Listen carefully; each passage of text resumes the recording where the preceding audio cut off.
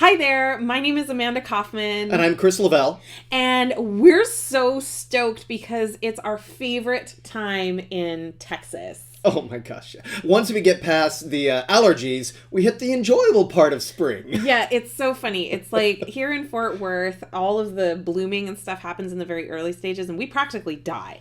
Like everything blooms at the same time. It's a total disaster. So but after the disaster is over, out come the buttercups. And then we feel better too. Yeah, we do. That's right. You did notice some buttercups the other day on the drive. Yeah. I did, yeah. We've got tons of these little cute buttercup flowers and it's springtime. Ooh, time for new beginnings. Time for new beginnings. Yeah. So for the next 4 weeks, we have a series for you all about motivation. Because my favorite time of the year is the beginning of it. Yeah. I love the new year. And I love springtime because it's like you get that little baby push of the new year. So it's a good time to tap into some motivation. Yeah. Well, everything's fresh and new. The weather is nice outside. Exactly. Things like that. Oh, yeah. Yep. So, Daddy-O. Yeah. What are we most focused on today with motivation? What's our first take on this? We talked about that just a moment ago and kind of teased it, and that's restarting or renewal in this case. It's the beginning again of the year, so spring is a great time for that. Yes. Yeah, so renewal in that case. Renewal, restarting. We actually had a little bit of a debate before we went live with this video blog, and we were talking about the difference between restarting and renewal. So what's the big difference? So do I need to pull out my definition? Do you? I might. So renewal was listed as starting again or beginning. It didn't say beginning again. It was doing something you were doing again. That was renewal in that case. That was the definition I found. Okay. But I viewed restarting as a little different because you could restart entirely differently as opposed to renewal, meaning just doing the same thing over again. That's a big distinction, right? Because sometimes what we need is renewal. Like we really need to remotivate to doing more of the same. Yep. Right? So if you're running... Because maybe it ain't broke, you just need to do it again. You just need to do it again, exactly. Yeah. So for me, that's the elliptical. There you go. Yeah, okay. There you go. My commitment to the elliptical. But what might be something that we may choose to restart? So you could restart commitment to a business. Like you could start seeking to sell your services again as a coach, for example. Maybe you've put it on hiatus, said, nobody's responding or I'm not feeling it. I'm going to wait for a while. Well, you could restart that. Or I think what really came up for me was maybe you had done some promotion work and it just didn't work.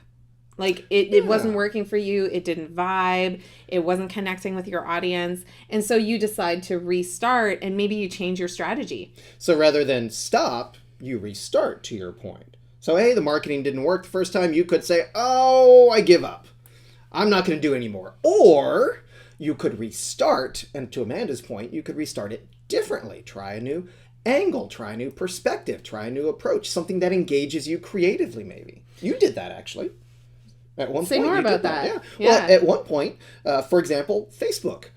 You started with someone to start doing Facebook advertising and looked like it was going to be something that really worked the right direction. Well, then it didn't. And we didn't get quite the results we were expecting. In fact, what you discovered specifically later, is the person had different goals than we thought they had. And it's not that they had bad goals. They just had different goals than we thought they had. But then Amanda restarted with a new approach and really learned the details of how Facebook advertising works. And now she had a goal that was more aligned with what she wanted to do, and she could learn what she specifically needed to actually get that goal going. And now it's been a totally different story. And so that was a restart that went a whole new creative direction. Yeah, that's a really great example. And, I think sometimes what can be really difficult is knowing, well, when is it time to just hit the reset button and restart versus, I just need to renew my commitment. I need to renew doing the same thing. How do you know which one to do? Well, for me, the big clue I have that it's time for a restart button is I'm just frustrated and angry by the experience all the time. So it's an emotional thing. Yeah. Okay. You know, and I had a very apropos example. For the last several months, maybe years, I've really been kind of fighting my body in a lot of respects. I've been getting a lot of pain, a lot of discomfort, a lot of joint swelling, a lot of irritation. And that kind of keyed me up from an anxiousness standpoint. So it was not as pleasant to be around at times as I would like to be. Yeah, my lovely bride was very patient with me. Yes, I was. I was so patient. But coincidentally, don't know why, I haven't puzzled that out yet. I'll have to look that up at some point. But I happened to hit a chance where I could restart for whatever way and reason, and it worked. And so my body is feeling and responding very differently. It's almost like somebody flipped a switch, and now I had a whole new perspective on things. My body didn't hurt as much. There wasn't as much anxiety about exercising. And that may be funny for those who have talked to us before. You know how much I enjoy my exercise. But I was getting anxious before I even exercised, and that was making the exercise less enjoyable. So back to your point, when I was getting frustrated with the exercise, that was telling me something's not right. I need to redo it. I need to restart it from a new perspective, a new angle, a new direction. Something needed to change in what I was doing. So I took a little bit of time off, very little bit of time, but then I restarted it and got a whole different experience out of it. And you were approaching it in a different way. Like, that's what I'm really hearing is that you use the emotional cues of every time you were going to go and exercise, for example, you were getting very anxious. You use that to tell you, oh, something's not in alignment. So you had made like some dietary adjustments. You had you had an illness that really kind of wiped you out. But on the other side, there was like this cleansing process that went through the recovery. Oh, absolutely. And so when you restarted, it was from a completely different alignment. Yes, absolutely. And you know, that even helped me restart as a father, one of the things I'm also very passionate about, because I wasn't very patient with my kiddos, and I was often kind of keyed up and short-tempered with them in a lot of respects.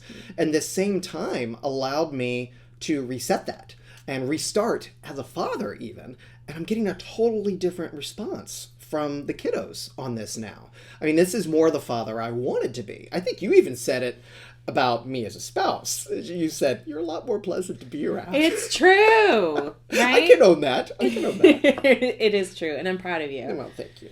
And, you know, I think I've been really reflecting a lot about the role of restarting and renewal of commitment to what we're doing in the context of both business building and my own health and fitness. So I'm not quite the gym rat that this guy is.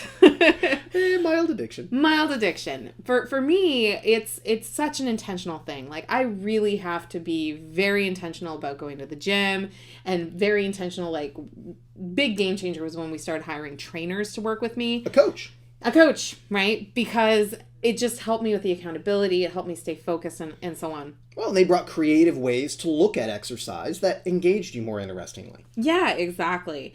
So for me, recently, I actually re-engaged with going back into the gym. I renewed my commitment of going to the gym. I didn't have to reset because I already had the plan. I already had the strategies. It was more just showing up to it.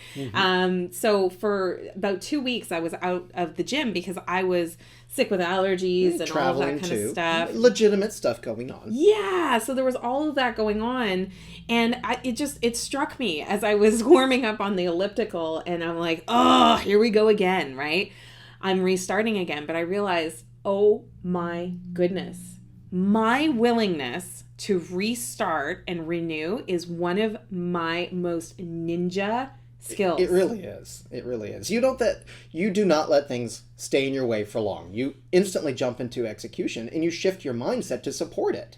And that's what you did yesterday. It's that willingness to restart and re-engage and renew and just say, hey, you know, I got knocked down, but I'm going to restart. I'm going to re-engage. I'm going to renew.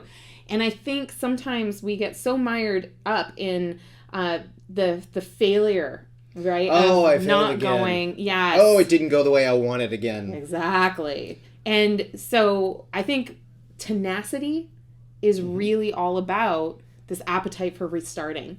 And when you have an appetite for restarting and renewing your commitment to things, that's where a lot of your motivation is going to come from. Because guess what? I went again today to the gym, day 2. Yeah. And I felt so good afterwards. Now I'm thinking about day 3 and I'm motivated again because I restarted. Yep. So was I motivated in getting to the gym that first day?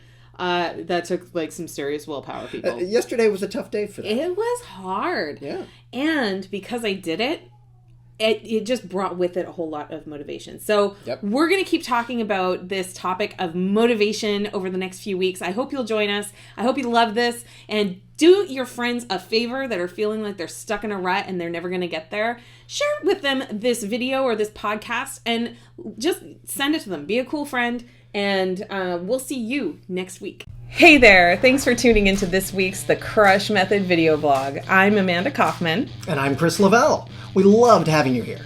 Be sure to subscribe to receive more goodies in your inbox every week and share with others you know who are eager to learn more about building their coaching and expert business. And don't forget to leave a comment below to share your own experiences to inspire and lift others on this journey. And check out our podcast on iTunes called The Crush Method Show so we can join you on your commutes and workouts.